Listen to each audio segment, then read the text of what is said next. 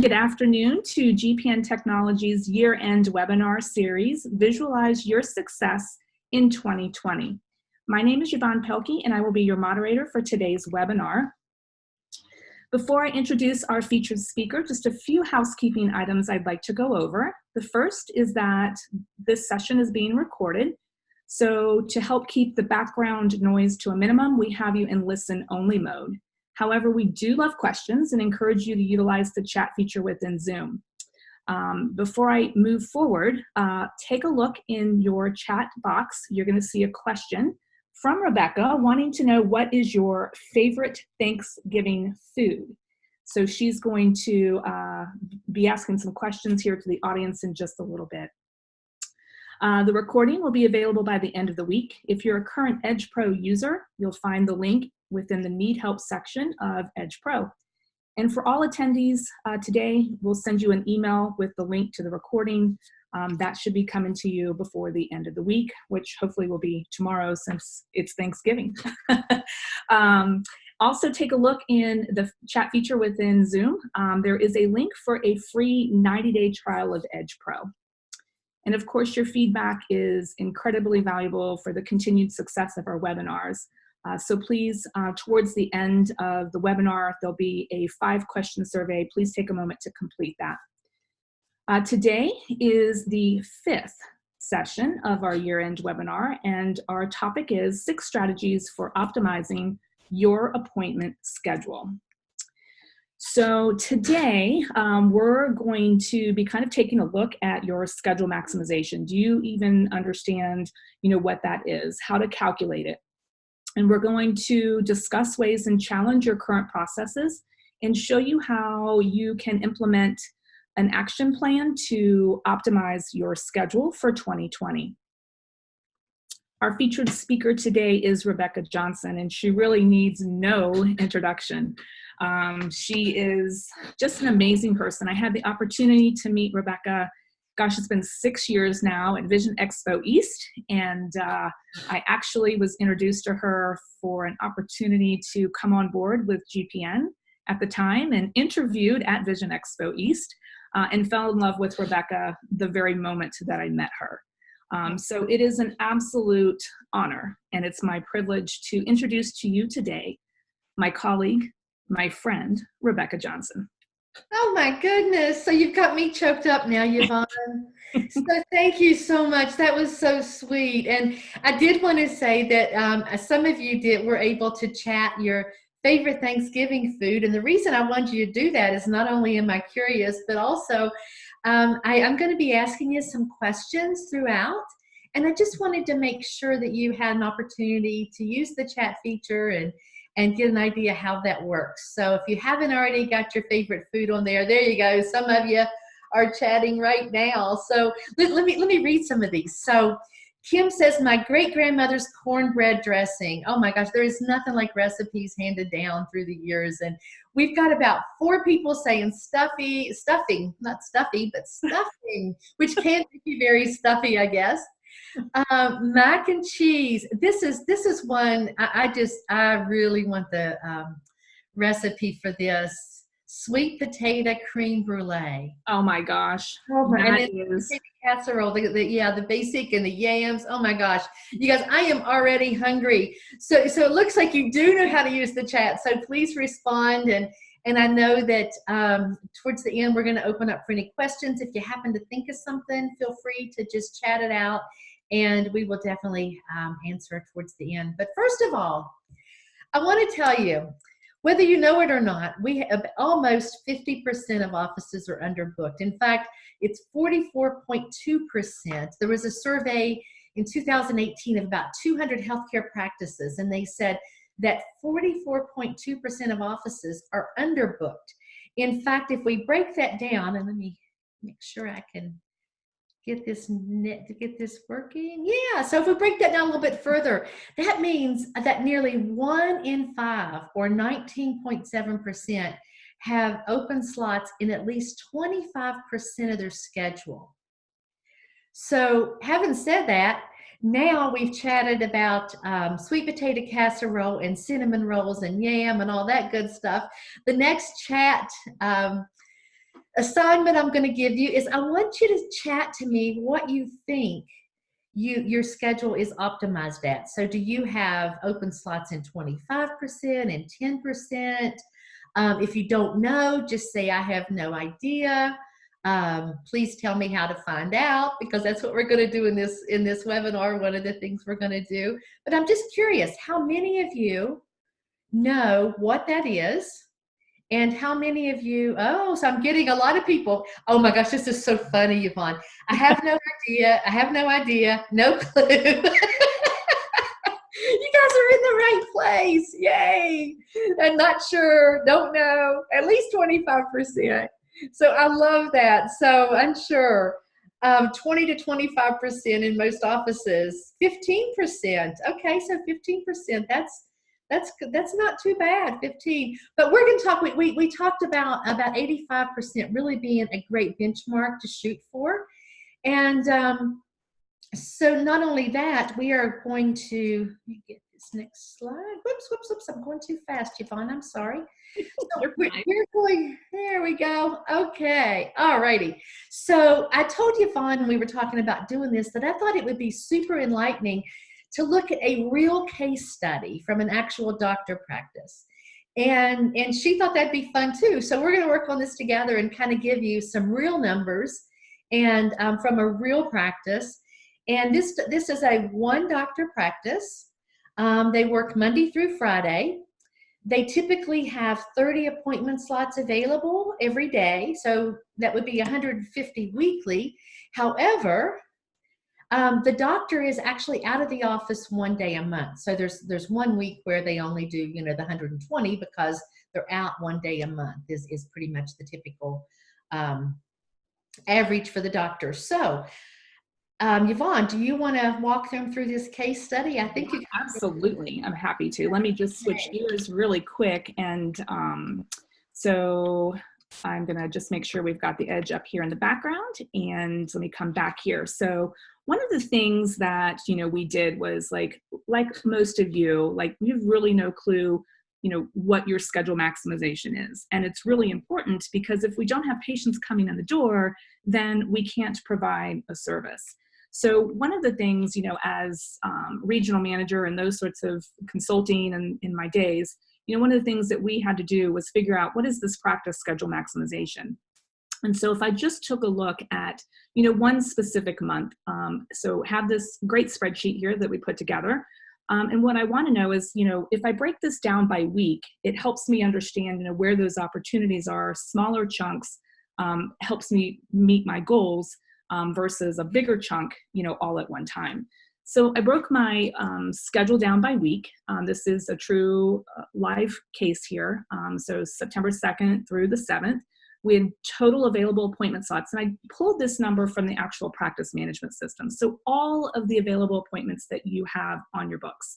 So it could be a medical exam, it could be a contact lens fitting, it could be a comprehensive exam, whatever those are, IOP checkup. So we've identified that there were 150 available appointment slots. If you take a look, the week of September 16th through the 21st, this is the standard day that this particular doctor, he takes, or the standard week that he takes 1 day off a month. So you're going to notice that the availability goes down by 30. And then September 30th was just 1 day. So then what I wanted to do is I wanted to go in and I wanted to understand, what are the total encounters that actually scheduled and we saw as patients. And I pulled those numbers from Edge Pro, and I'm going to show you exactly where to go get that number. But basically what you can see is that, the first week we had about a 67% schedule maximization, the next 72%. And then you'll notice that we get down to the very last day of the month, we had 30 available appointments and we saw 1 patient, which really dropped our schedule maximization down pretty significantly. So if I take a look at this for the entire month, we had 600 total available appointments on our books. We had 383 total encounters, which I pulled from Edge Pro, and we wound up with a schedule maximization of approximately 64%. So let me show you where I got those. So if I pull up Edge Pro, the first place that I went was here to advanced reporting. I went to practice breakout. I filtered by patient exams, and I'm here on the month that we wanted to take a look at. So you can see here under patient exams, we have all of our comprehensive exams here. We've got some medical appointments, and our total exam counters were 383. So also want you to point out one number here, which is 64, because this number is going to come back to us in just a little bit as I explain that. So the next place that I want to go to is advanced reporting, because there's some additional numbers that we want to take a look at. So I want to know, like, if I were to increase my schedule maximization by a certain percentage, what would that look like in terms of revenue? So to understand that, I went to Edgemarks Matrix, which we're going to open up here. I want to sort by month. And now, again, my date range is still September. And the numbers that I want you to keep in mind are your optical revenue per exam, your clinic revenue per exam, and the other number is our capture rate. This is complete eyewear per exam is 71%. So now that we have those numbers, I'm going to take us back to our sheet because Rebecca, this was pretty impactful here. And, I'm really hoping that, as we move through this journey together, that I'm going to learn ways in which we can continue to, grow our schedule, bring patients in, and, identify what are some ways that we can make our schedule fully maximized. So one of the things that, to figure out, how did I get, 60 more encounters per month? Well, let's go back here. So if our current average is 64%, and I just want to say, I want to set a goal of 75%. To figure out how many exams or how many total encounters I need to do, I'm just going to multiply 600 by 75%. And we're going to get a number of 450. Well, we did 383 encounters. So if I just subtract the 450 from the 383, what we found is that I just need 67 more encounters per month to get a 75% utilization. So I'm always in the mindset, I want to break this down even smaller. So here's my month, but then what does that equate to by week and then by day? So, if an average month has 4 weeks, I just took that 67, divided it by 4, which gave me my 17 more encounters for the week. And then to take that down even smaller to make it even more realistic and more achievable, it comes out to about 3.4 more encounters per day. So it seems pretty easy, right? Yes. So Yvonne, so that sounds really doable. I mean, when I look at that, I think, first of all, when you said, that you're going to improve by 11%, I was thinking, well, I don't know how much 11%, I would shoot bigger than that. I would say, oh, let's go 50% or let's get it clear to 100. Well, of course, that would be unrealistic. But 11% isn't that much. And when you look at this, to get up to 75% utilization, 67 more encounters a month, 17 a week, and then 3.4 a day. And I just want to make sure that we're making everyone aware that an encounter could be a medical visit, a full exam, a contact lens fit, anything like that. So we're talking about encounters. Yes, absolutely. Because that's part of our appointment book, right? So I think the question on my mind would be, if I were able to do 3.4 more encounters, what does that look like in money and revenue to me? That's awesome, because we're going to take a look at that right now, Rebecca. So remember, we pulled out some numbers on our Edge Pro Matrix page, and the first one that we want to take a look at is our clinic revenue per exam. For the month of September, we averaged $323.08. So if my goal is for the month is to have 67 more encounters, I just take that 67, I multiply it by my current clinic revenue per exam of $323.08, and I'm going to generate, hopefully, an additional $21,646 per month. If we multiply that by 12, our revenue just grew $259,752 per year. Okay, let's stop there. This would be a great time for another chat. So I want you guys to chat real quickly. What would you do with $259,752 more if you could have that much more this time next year than you do this year? What would you do with it? Go.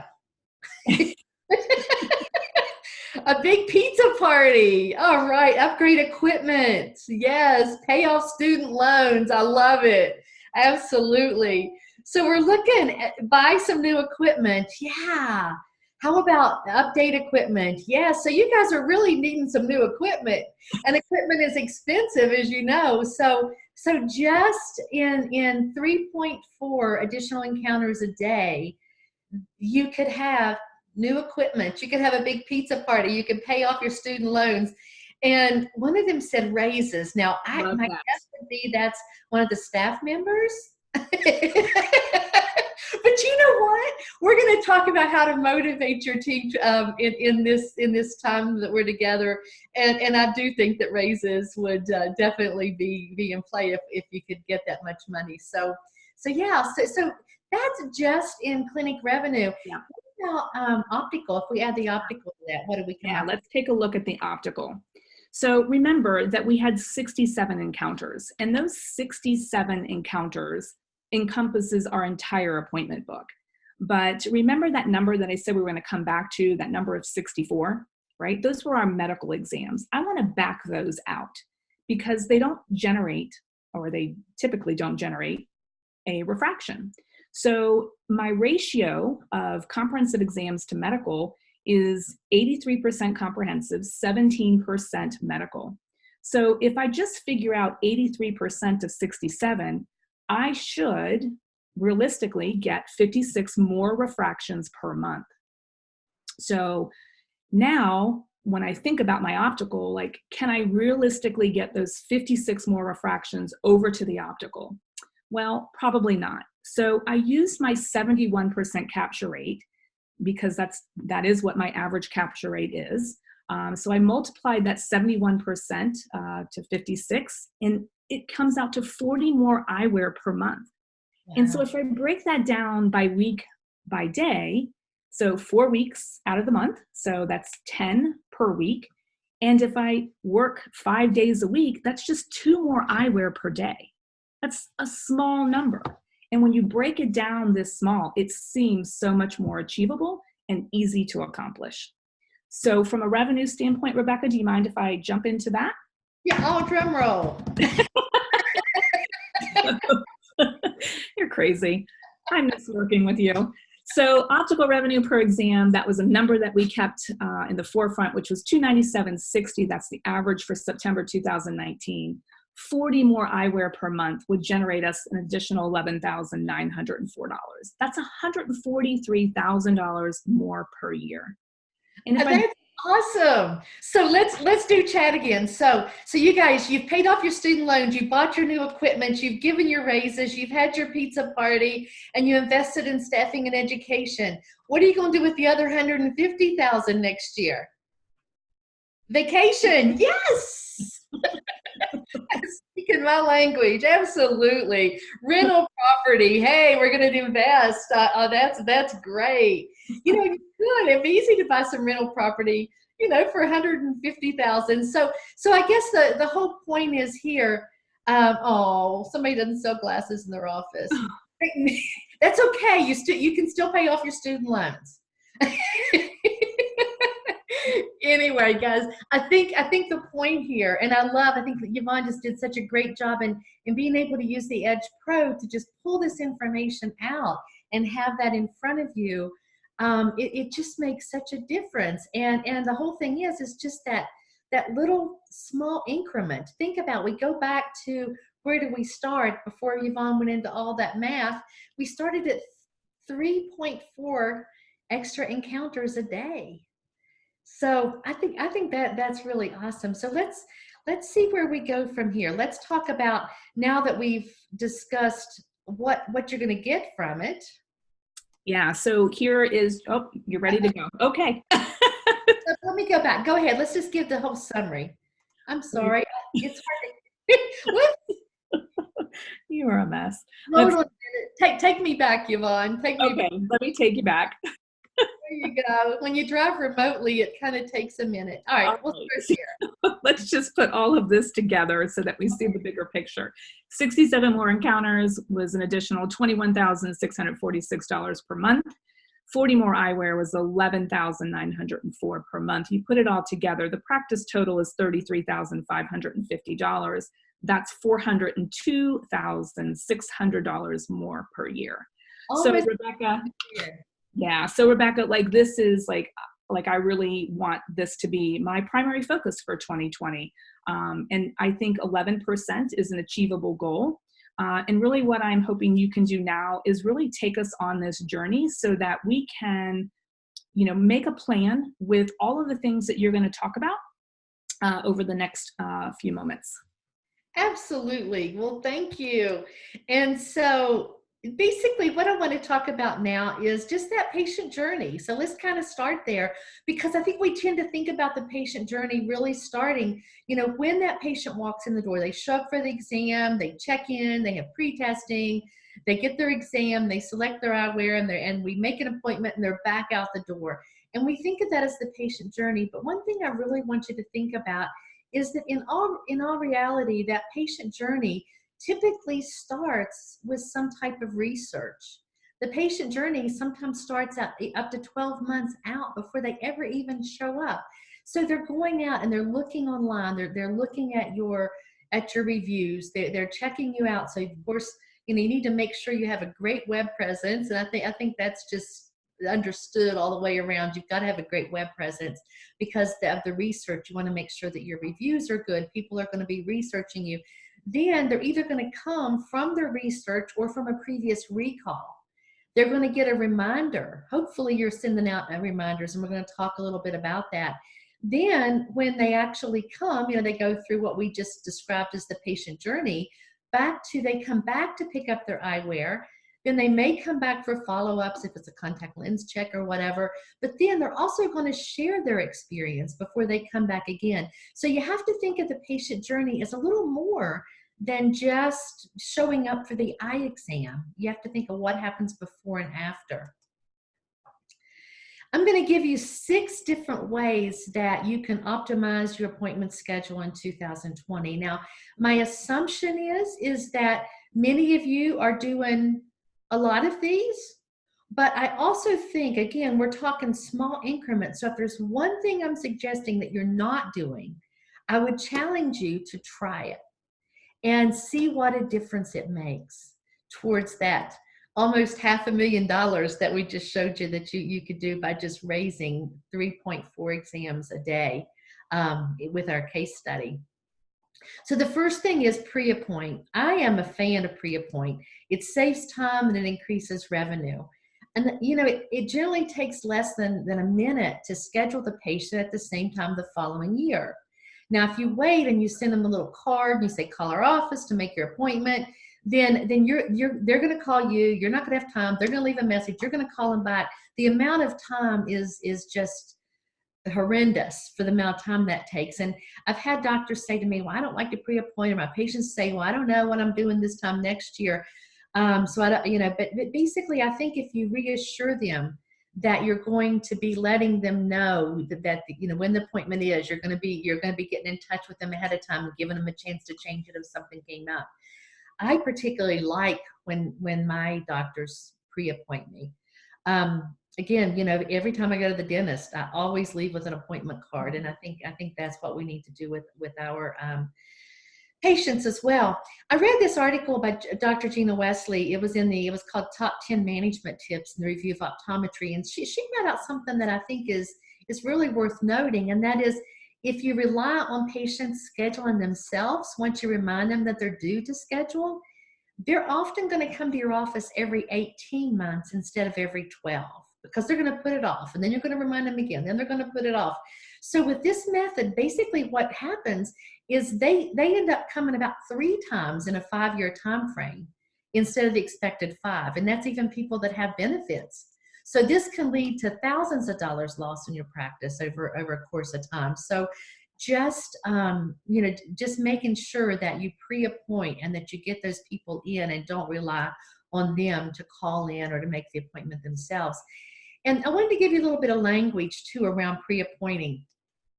So when you're pre-appointing, the doctor should always give a medical reason to pre-appoint. So before the patient leaves the room, the doctor needs to say, you know, I really want to keep a good check on the health of your eye.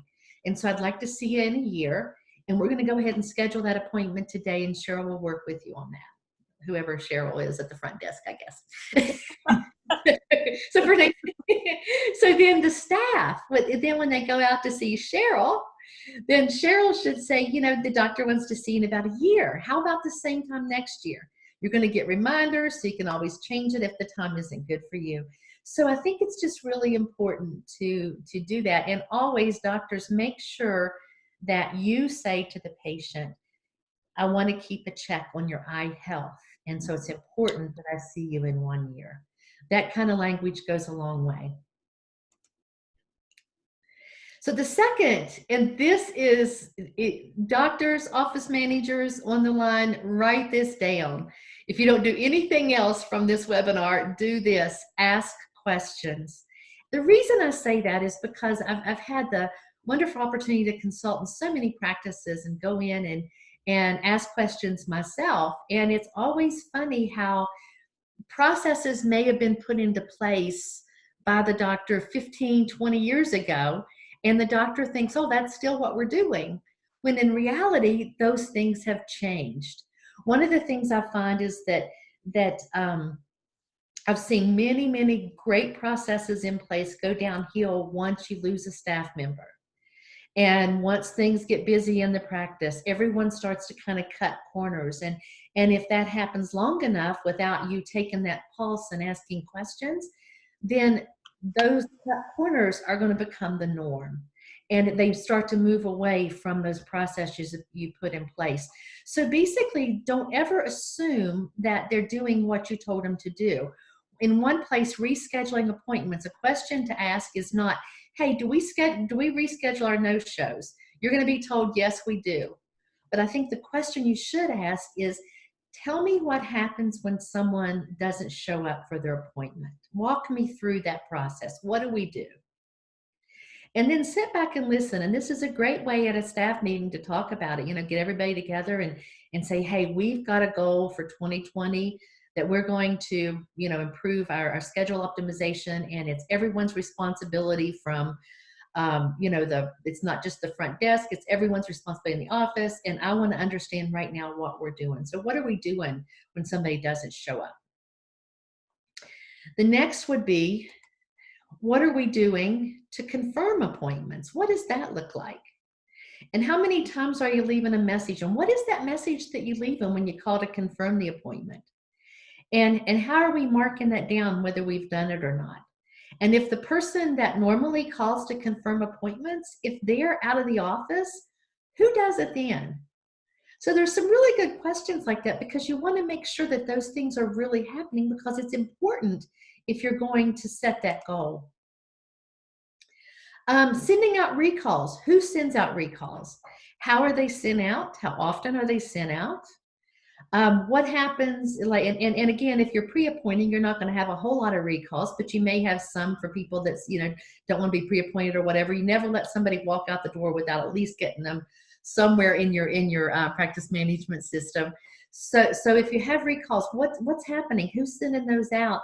If they don't respond to the recall, does that just kind of go away, or do you get a second recall, or is there a follow-up call? What is that process? You need to make sure. And again, don't tell them what you think it should be. Talk first about what is really happening, and then as a team, get together and decide, what are we really going to do here?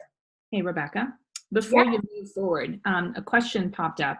Like, so we have a practice where they do some pre-appointments. Not really sure of their, you know, demographics, so to speak, if they're a transient area, or, you know, what the case might be, but they do have, even though they have pre-appointment protocol in place, they do have a high number of no-shows because the patient changed their phone number. How do you overcome that? Do you know, it's funny that that is not uncommon in today's world because so many people, use their mobile number, and many times that changes. I've had my same number for years, but I know my granddaughter and my son-in-law, they change their numbers all the time whenever they get a new phone. And so I guess with that, you might want to, if the phone number doesn't work, I would definitely get them on a recall. Make sure that you're sending out a letter, that you're sending out, if you have their email address, send them an email. However you can contact them, just don't let it go. Make sure that you're chasing them down. And I really appreciate that question. And again, as we talk, I would love for you guys to ask questions, because I think that I'd rather the question come now and be pertinent to what we're talking about than to wait till the end. So Yeah. One of the things, Rebecca, because, when I worked with pediatric ophthalmologists, we had, some no-shows and things like that. And one of the things, even though we did the same thing, we pre-appointed, just exactly as everything that you talked about. But, we would send out a postcard that would just remind them of their appointment date. So even if we couldn't get hold of them by phone, hopefully they didn't move. And if they did move, hopefully that card went out and made it to them, to their new location, new residence. So, that was one thing that we did, when I was working at that practice. good, good. I think that's great. So basically, was that a backup, or did you do that with everyone regardless if you That still? was everyone. So we had two sets of recalls. We had a recall where they didn't want to schedule and pre-appoint. So we sent that out saying, hey, it's going to be, your appointment is due in whatever time frame. And then we had ones that did pre-appoint, and we sent out the card to say, hey, just a reminder, your appointment is XYZ. Awesome. And then if you didn't hear from them, then you would give them a call or whatever. Is that kind of what you did, or how did you work that? Well, yeah, so now remember, this was before the days of solution reach and demand force and all of that. So it was definitely a manual process, but we always make sure that we took multiple numbers. So if we had a husband, wife, family member, we always took a number for multiple family members. Work phone numbers were important as well. Some way, shape, or form, we will track them down. But that first line was always those postcards that we sent out. Yes, and so I just heard from in the chat, someone said that we send pre-appoint cards similar to what Yvonne's talking about to remind patients that they have the upcoming appointment. Mm-hmm. So good. Thank you for the suggestion online there too. Okay, so again, the point here is number one strategy, number two strategy, ask questions. Make sure that you understand what's really happening. The other is ask about family members. So who else needs an appointment? And I know you all know that I work with Eyefinity, and in Eyefinity Practice Management, I have a screenshot here of how when I pull up Leonardo da Vinci, who is one of our test patients, he's not a real patient, of course, but if I pull up our test patient Leonardo da Vinci, it comes up to an overview.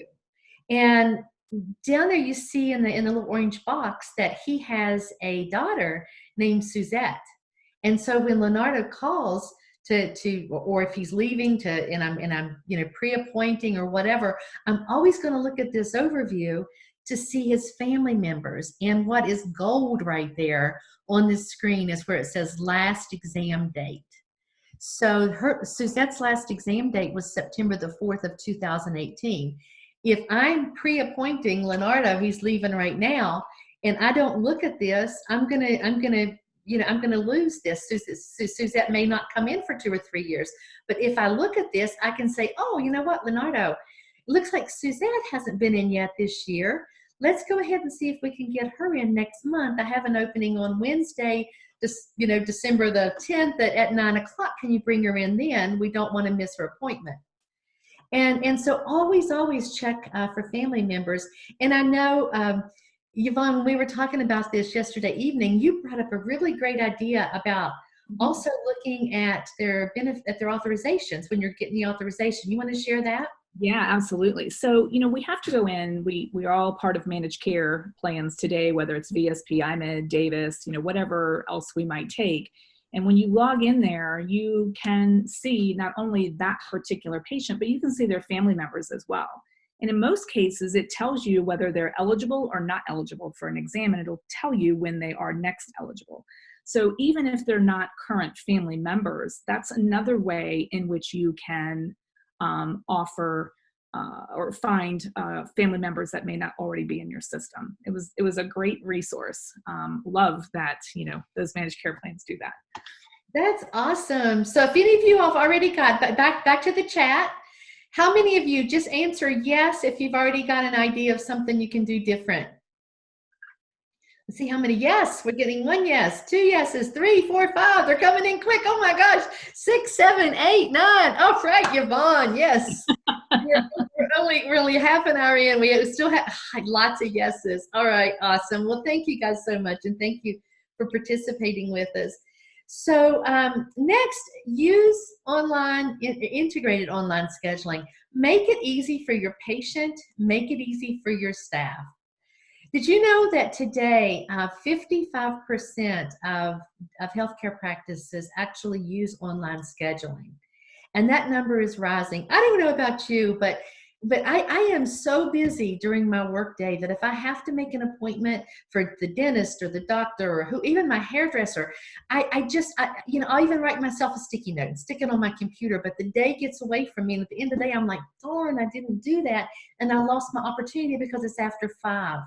But for the doctors that have that online scheduling, or if I'm able to, like with my dentist, I can go in and I can just schedule through his online scheduler. That just makes it so great for me, and I so appreciate it.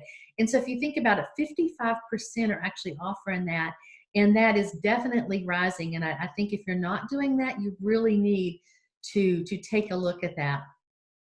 And when you do, there are very specific online scheduling solutions, and there's different types. I know that, again, you know, working with Eyefinity, I know our software, I'm not real familiar with a lot of the others, but I know that we actually have the patient engagement, you know, that integrates right in with our system.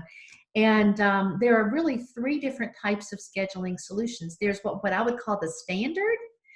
And the standard would be basically just a blind appointment request. And this is where, you know, maybe I send an email on my patient portal saying, I'd like to come in on Monday at 3 o'clock for appointment.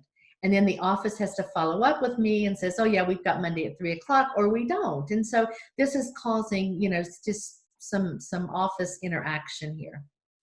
The better type is the smart appointment request. And that's where when I go online as the patient, I can see available dates and times, and I can go ahead and put myself on one of those available dates and times. And then the office has to review that, because I might be putting myself on this, like picking a date and time that looks open right now, but when they come in tomorrow morning, maybe somebody else that same day picked that same time. Or maybe, you know, in the meantime, someone called and scheduled it. So you may have to then, you know, still have some conflicts, and the staff might have to manually transfer that over.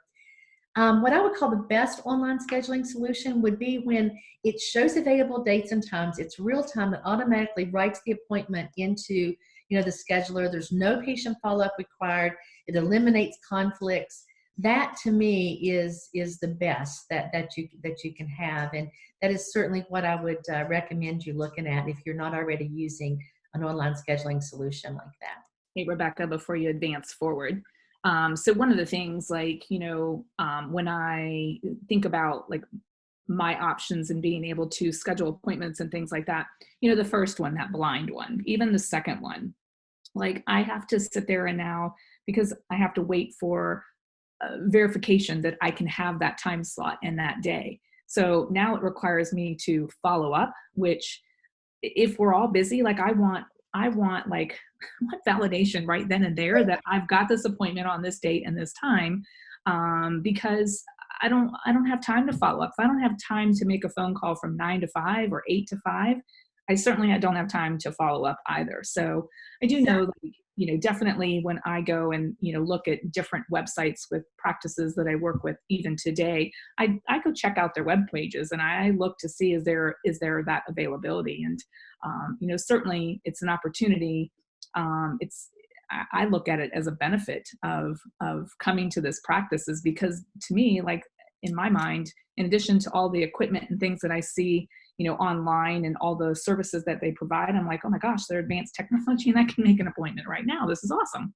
And that is a great lead in to text appointment reminders. And I think someone asked the question, what current companies interface with Eyefinity practice management? And so we interface with several different patient notification systems. And if you go out to eyefinity.com and search for equipment interfaces, you'll be able to see, or search for the company name that you'd like to see, you should be able to see that. Or you can just contact me and I can send you a list of those. We also have our own Eyefinity patient notification system within that integrates directly within our Eyefinity practice management. And many of our practice management clients use that because it's so good. It's really, really good, and it just has an amazing integration. But we also have some great partners that we integrate with. So go out to eyefinity.com, take a look, or email me at rebecca.johnson@eyefinity.com, and I will send you the list of that. So what you said about kind of expecting your doctor to have good technology, I think this leads us right into text appointment reminders. And my point here is that millennials expect it. And outside of millennials, they like it. So let me share. So basically, in the olden days, you have people just called and checked on you. You got then an email, you got a card. These are all the ways that people send out reminders. What I personally love, I love text appointment reminders. Mm-hmm. Absolutely love that. I love also the reminder that comes when my glasses are ready, right? So that, because this comes from, I read this article called 10 Reasons Millennials Aren't Answering Your Phone Calls. And they said something that's just makes a whole lot of sense. It says millennials are mobile, they're productivity driven, they're commanding of their time, and they actually make up the majority of today's workforce. And answering phone calls, they ain't doing it. I'm telling you, they are not going to do it. I can call my daughter and over again, and she doesn't answer. And I text her and she answers immediately. And I think probably many of you have that same. Oh my gosh! Yeah, frustrating. It is. So I think your millennials actually expect that. But here's the thing that kind of surprised me. That 98% of text messaging is opened. I don't know if that's a huge surprise, but when you look at the number of emails that go unopened, the number of emails that might go to spam, the number of emails that just never go unopened because they realize that it's just, this is from my doctor's office, I'm not going to open it. But 98% is the open rate of text messaging.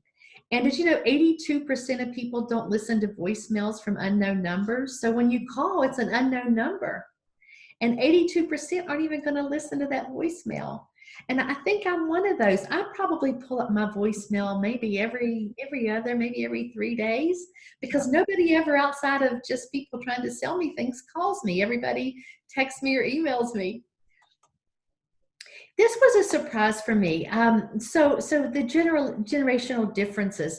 So when we look at this, just right here, the people that own a smartphone, we were talking about how the millennials really, really expect this technology. However, when I look here, the people that own a smartphone, this is from the Pew Research Center, and the date range between 2018 and 2019.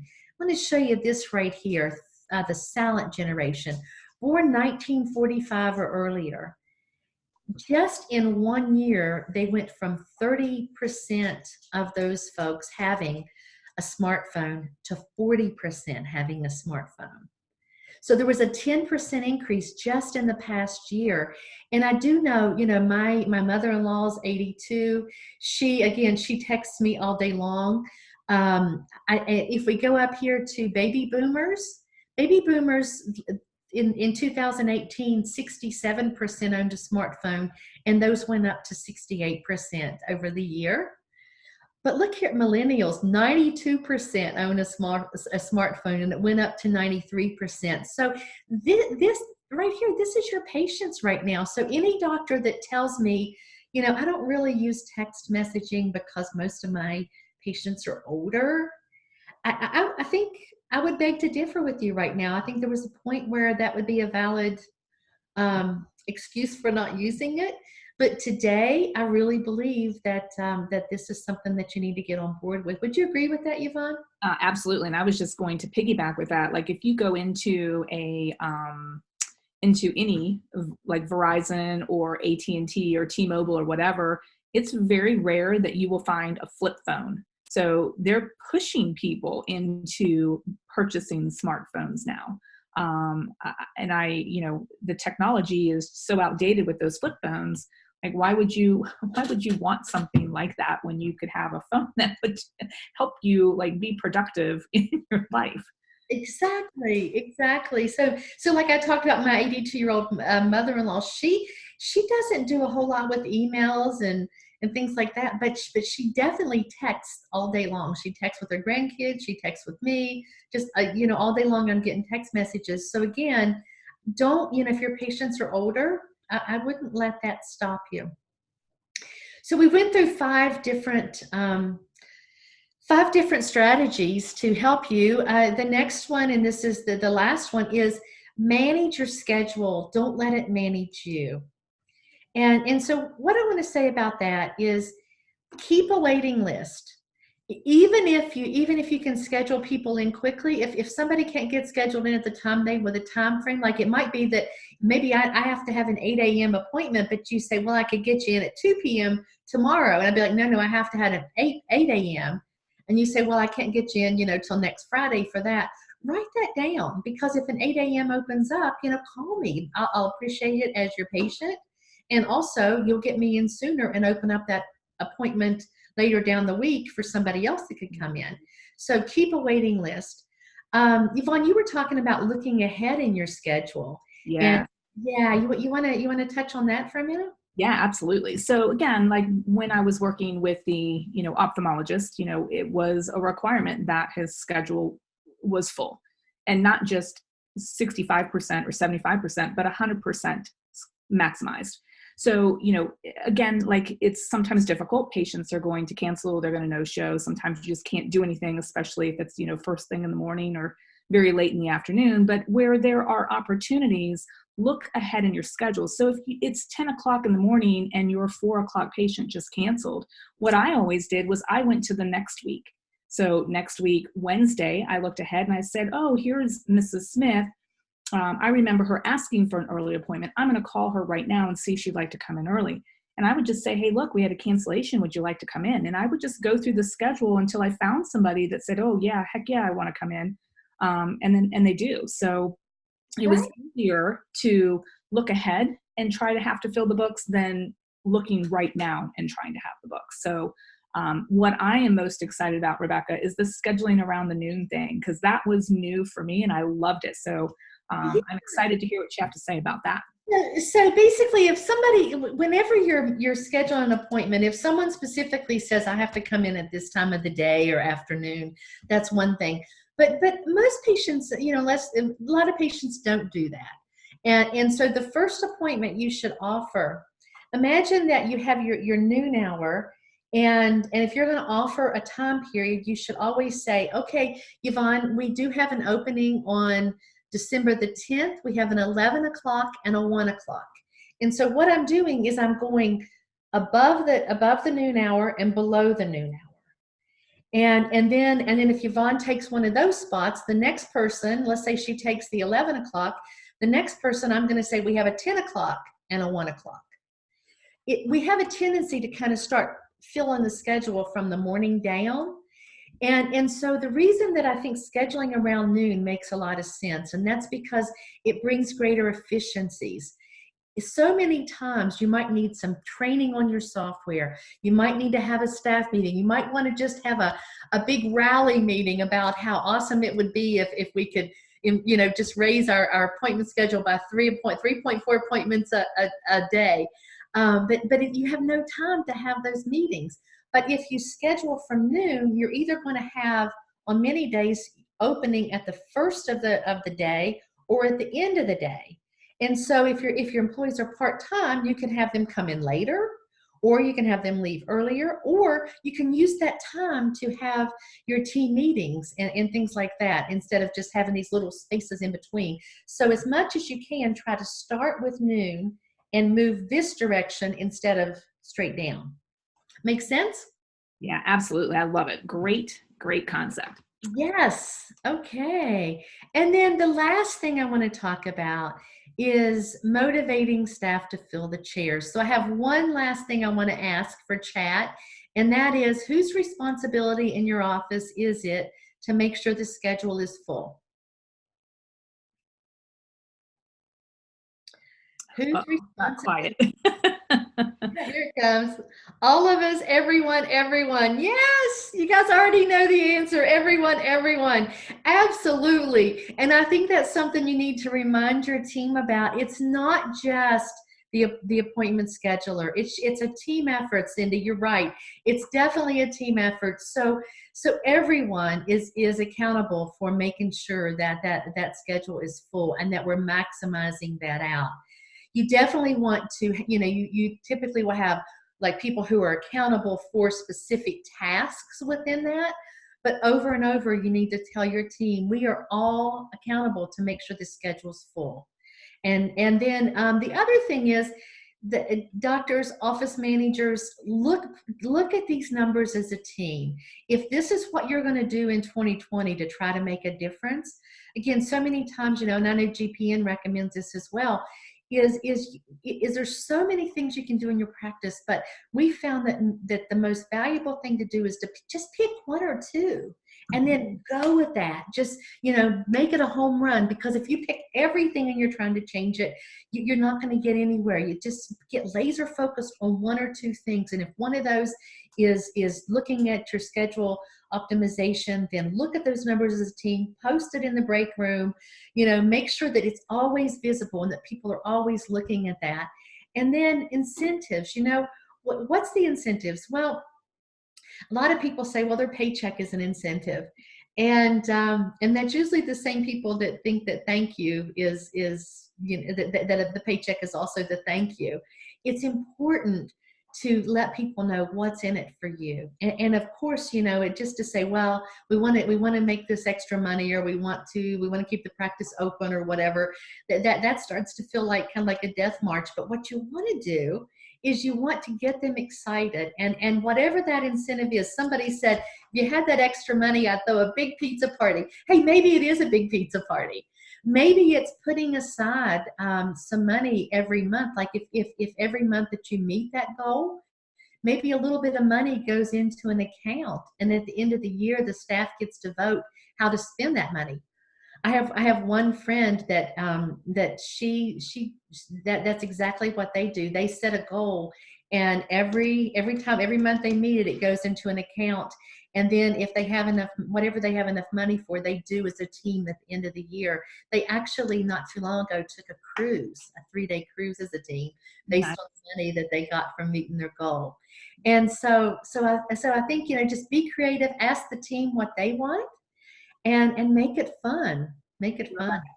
Yeah. I've got a really cool incentive that I've done in the past. And one of the things, like, within Edge Pro, under the sales summary, you can see like if you're down or you're growing in your new patient and your existing patient exams.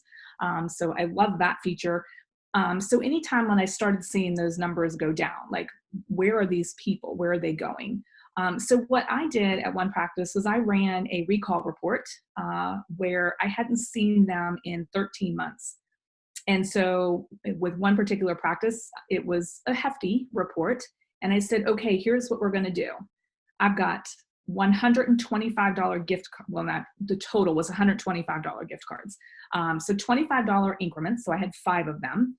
And I said, the first person that can get 5 people, get them on the phone, get them on the books, they walk in the door, here's your $25 gift card. So it has to be a team effort. It can't fall on one specific person, because that doesn't get your chairs filled. So for those of you that do have a high number of no-show appointments and we don't really have an opportunity or a way to reach out to them, you can utilize that. Believe me, people are motivated by money. So a $25 gift card, you add those up. It's a great little incentive, and it, you know, at the end of the day, $125 really didn't cost you a whole lot when you consider $400 and $2,000 a year just by increasing your schedule maximization by 11%. So don't be afraid to think of, you know, out of the box, out of the ordinary ways to get people to come together and focus together and try and get that schedule maximized. And that is a great way to segue into, do we have any other questions? We're asking, what is a good benchmark for optical revenue per exam? Yvonne, I'll let you fill that one. Yeah, so there's definitely, you know, it's going to be dependent upon your practice. And so, you know, the mix of your managed care plans to your private pay. Within Edge Pro, there is, under your business overview, there is a report called Edge Pro Rankings. It enables you to kind of see how you rank not only nationally, but as well as within your region. So of all of like-minded practices like yours, it tells you where you rank from a percentile and then what you need to do to get there. So again, it's dependent, but you can definitely look at the Edge Pro rankings and you can figure out where you are in comparison to national averages and regional averages, and then set your goal from there. Because it's a little hard to say, you know, what is the average, because it depends on your demographics, your frame mix, the products that you're selling, you know, all of those sorts of things tie into your demographics. So if you have a low income demographic, we're not going to be selling Verilux X, you know, whatever, and Crizal Sapphire to the majority of our patients. So if you have Edge Pro, then certainly take a look at Edge Pro rankings, and you can see where you stand, and we can help you go from there. And there was a follow-up question, a good benchmark for total revenue per exam. And I think the answer really is exactly what you just said for both. I mean, you can know the benchmarks and you can look at where other people are. But one of the things I always tell people is the best way to benchmark is to benchmark against yourself. For the very reasons that you just shared, Yvonne. You know, if you're looking at your numbers and you determine where, you know, what you want to, how you want to grow, that to me, that's the best way. I honestly wouldn't even worry about everybody else. I'd say, where am I now and where do I want to be? And I would make all systems go and get laser focused on where I want to be. And small incremental growth, right? So if your average is, I don't know, $225, what if we increase that by $25? And what if we tiered it? And if you incentivize and you continue to grow those tiers, that will help you get where you need to go. Very good. All right. Well, I think our time is about up. Yes. They just said, totally agree. You can increase by X percentage without knowing the starting place. And they were asking the average cost of Edge Pro, but I think you can get back to them on that, right? Yeah, we'll get back to those particular questions. Absolutely. Rebecca, we did this together last year, and here we are again this year. And I am definitely going to be knocking on your door for 2020.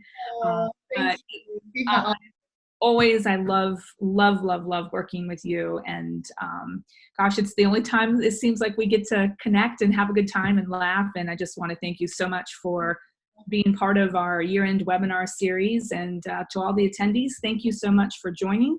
One quick note, we do have one more webinar. Next week, there's going to be a little bit of an intermission.